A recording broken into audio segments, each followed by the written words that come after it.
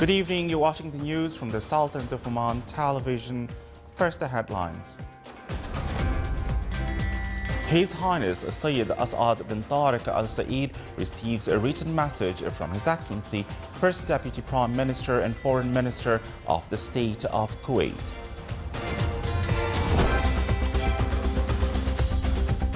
The main committee for Future Vision Oman 2040 stresses on the importance of social participation in the vision formulation. Assigned by His Majesty the Sultan, the Minister of Education hands over UNESCO Sultan Qaboos Award for Environmental Preservation 2017.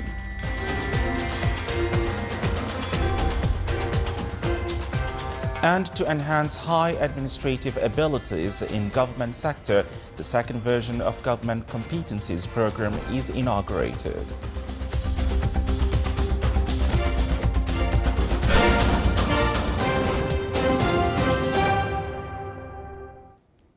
Those were the headlines, and now the news in detail. His Majesty Sultan Qaboos has sent a cable of greetings to His Majesty King Norodom Sihamoni of Cambodia on his country's National Day.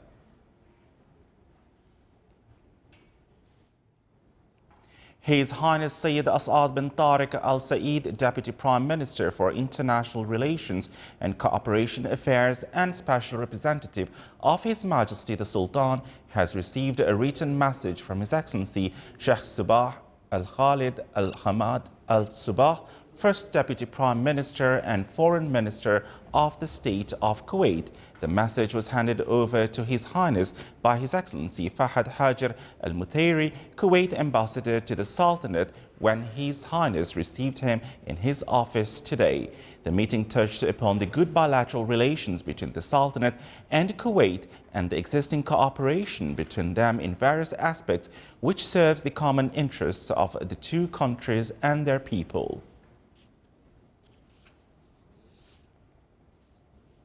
Assigned by His Majesty the Sultan, Her Excellency Dr. Madiha bint Ahmed Al-Shaybaniya, Minister of Education, Chairperson of the National Commission for Education, Culture and Science, handed over the UNESCO Sultan Qaboos Award for Environmental Preservation 2017. This year's award was won by Singapore National Parks Board.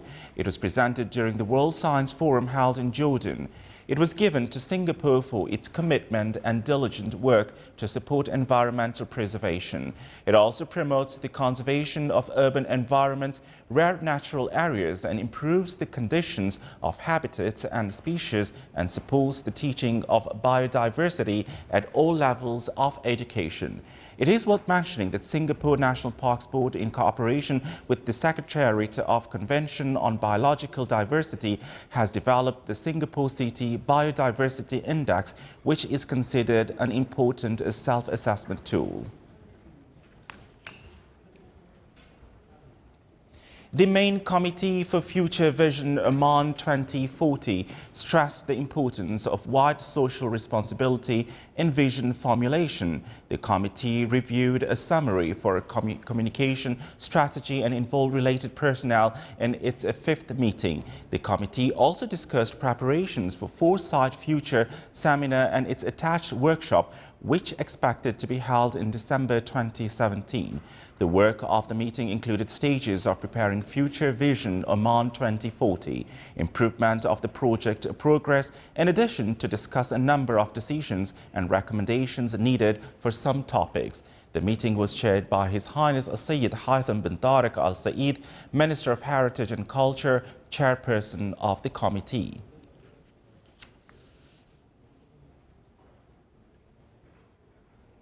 With an innovative way aimed to enhance abilities of high administrative levels at government sector, the second version of Government Competencies Program is inaugurated. The program, which inaugurated by the Ministry of Civil Service, seeks to increase competitiveness of the Sultanate and find businesses attractive environment. The inauguration ceremony of the program was presided over by His Excellency Shah Mohammed bin Abdullah Al Hanai, State's Advisor. The program took 6 months with 4 intensified training days every month to discuss scientific work, papers and practical models in the field of strategic thought, scientific implementation and personal leadership. The program will include site visits for a number of pioneer institutions aiming to expand perceptions and instill their benefits from visions and thoughts provided. The Sultanate has an investment for State's General Reserve Fund in Hungary. This was revealed in a meeting of Hungarian and Omani businessmen. Omani exports to Hungary reached about $1.1 million. The delegation, comprising 14 people representing the sectors of renewable energy, information technology, livestock sector, education and training in the management of farms, production of cheese, frozen vegetables and fruits, and production of agricultural equipment. The delegation also specializes in the field of building materials, truck production, consulting field, in addition to advertising agencies. The visit program includes bilateral meetings between the Omani and Hungarian delegations to discuss means of enhancing trade cooperation. A dialogue session in the European Parliament shed light on the Omani Shura experience in politics through the visit of the Secretary General of the State Council to the European Parliament in Brussels. During session held within the framework of coordination between the Sultan and the European Parliament to focus on the Sultan's positive role on the Arab and global levels towards various issues. It further focused on the achievements of the Sultanate in this field within the countries and outside. The topic discussed also highlighted the march of the Omani women and their role in politics, and in this regard, the European Parliament hailed the Omani women's achievements, especially in the economic field. It is worth mentioning that the meeting between both sides were considered as an opportunity to get closer and develop an understanding towards a number of joint issues. Still to come in our news bulletin. More than 200 special headphones for people with hearing disabilities are distributed to students of Social Security and low-income families.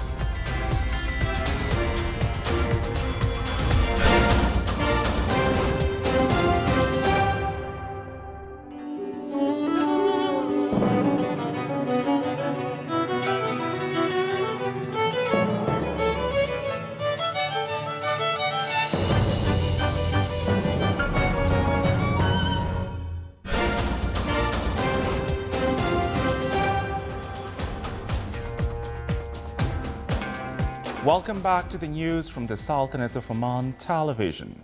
The media arm of the Syrian military said the government's fight is ongoing against the Daesh group in the east of the country. They were using tanks, mortars and rocket launchers on the enemy positions while the Syrian troops advanced through the desert area close to Syria's border with Iraq. Last week, Syrian army announced the capture of the eastern Syrian city of Deir al-Zor, while Iraqi Prime Minister Haider al-Abadi proclaimed victory in retaking the town of Qim on the border, the militants' last significant urban area in Iraq. The Syrian forces are expected to now focus on Bukamal. Bukamal is the last urban center for the militants in both Iraq and Syria, where Syrian troops are vying for control of the strategic border town, key to control of the borders between the two countries.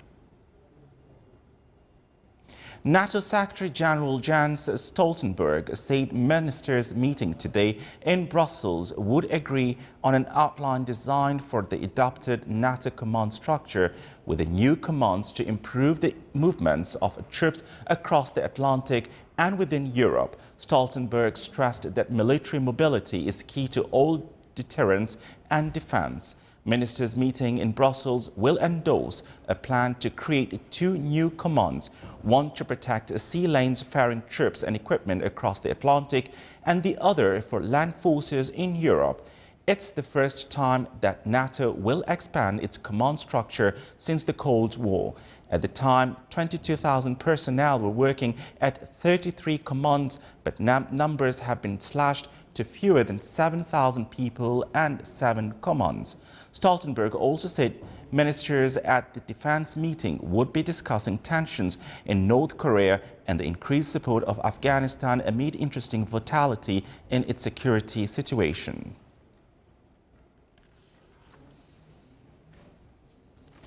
U.S. and Chinese companies signed a series of business agreements worth around $9 billion in Beijing today. The U.S. delegation to Beijing, led by the Commerce Secretary Wilbur Ross, included a number of energy, environmental, agricultural and transport firms. 19 documents were signed during the ceremony, which was also attended by China's newly appointed Vice Premier Wang Yang. The agreement come amid strained ties between the world's two biggest economies, with Washington accusing Beijing of backsliding on market opening the premises and unfair trade practices. They also come during a visit by U.S. President Donald Trump to the country. Trump has made narrowing the multi-billion-dollar U.S. trade deficit with China a priority of his administration. Chinese President Xi Jinping and his wife Peng Liyuan today welcomed U.S. President Donald Trump and First Lady Melania Trump to the Forbidden City in the Chinese capital, Beijing. They toured the Hall of the Supreme Harmony and visited the Conservation Center, where they watched Chinese artists repairing antiques and attempted themselves to reproduce Chinese paintings. They also attended a performance of a traditional Peking opera. The show, involving young opera students dressed in ornate traditional Chinese costumes, was part of the elaborate welcome Xi has planned for Trump and will extend until tomorrow. Trump arrived in Beijing earlier in the day of his first state visit to China. Belgian Prime Minister Charles Michel said today that ousted Catalan leader Carlos Puigdemont should face justice like any other European citizen. Michel has been lambasted by the Belgian MPs for his handling of the Catalan crisis and its fallout in Belgium, where Puigdemont and 4 associates are fighting extradition to Spain. Michel said that the Spanish government remained his partner, and he said enjoyed the quality and credibility of the Spanish Foreign Ministry during their 3-year working relationship. He emphasized that the political crisis in Spain and not in Belgium. Michel insisted Puigdemont's links with Flemish political leaders had no impact on Belgian politics, despite the fiery comments some of his nationalist ministers made against Madrid's handling of the crisis.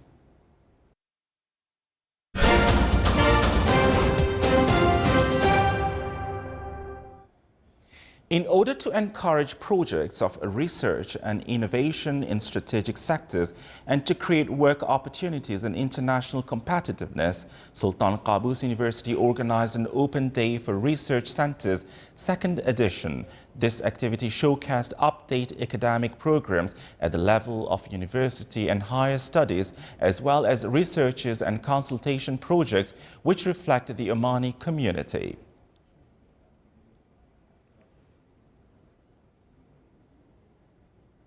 A workshop on creative education and innovation strategy was organized with the participation of a number of specialists in the health field from various health establishments in the Sultanate. The workshop focused on some modern innovations and ways to implement them. It also included some health lectures and some new medical experiments. The workshop also received the technical development in the health field at the Sultan Armed Forces and ways to deal with patients during emergency cases.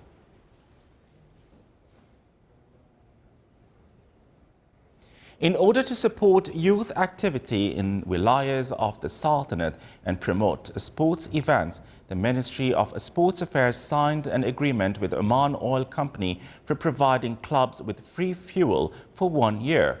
The initiative will contribute to reduce the financial commitments of clubs in the Sultanate. It came as part of the public sector's commitment to social responsibility. Oman Oil Company will provide 44 cards for fuel filling at a cost of 1,000 riyals for every club in the Sultanate. It turns clubs' values at this initiative that will enable them to allocate much of their budget for sports activities. More than 200 special headphones for people with hearing disabilities were distributed to students of Social Security and low-income families. The project was supported by Oman Liquefied Natural Gas Company in cooperation with the Oman Association for the Hearing Impaired. It aimed to integrate this important segment of the society and encourage them to participate in various activities, especially in the educational field. On the sideline of the event, the company honored Omani media man Sultan bin Nasser Al-Amri for being the first Arab deaf media man. The event was presided over by His Excellency Khalid bin Hilal Al-Ma'wali, Chairman of the Shura Council. Aiming to develop skills of the health workers in field of physical effort and to review the latest findings in the scientific researches about the importance of the physical fitness in prevention of diseases, a training workshop kicked off in Muscat on physical activity for the prevention of chronic diseases. The workshop also aimed to come up with a crew of a trained individual capable of giving consultancy to patients in the field of clinical physical effort in different governorates of the Sultanate. It also reviewed researchers' studies and scientific evidences which stress the role of physical activity in improving the health of individuals in the community.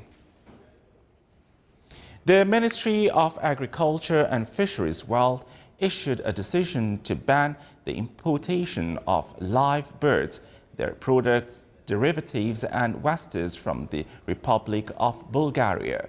The ministry also issued a decision to lift the ban of importation of live birds, their products, derivatives and wastes from Malaysia, United Kingdom, Germany, Wisconsin and Tennessee states in the U.S.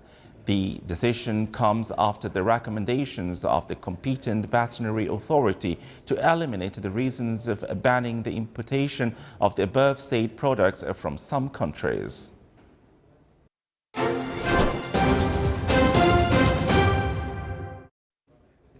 Now for the general weather forecast around the Sultanate. Clear skies will prevail over the Sultan with chances of low clouds and fog late at night and early morning over the governorates of Al-Wusta and South Sharqiya. Winds will be northeasterly to moderate. Seas will be slight with a maximum wave height of 1 meter.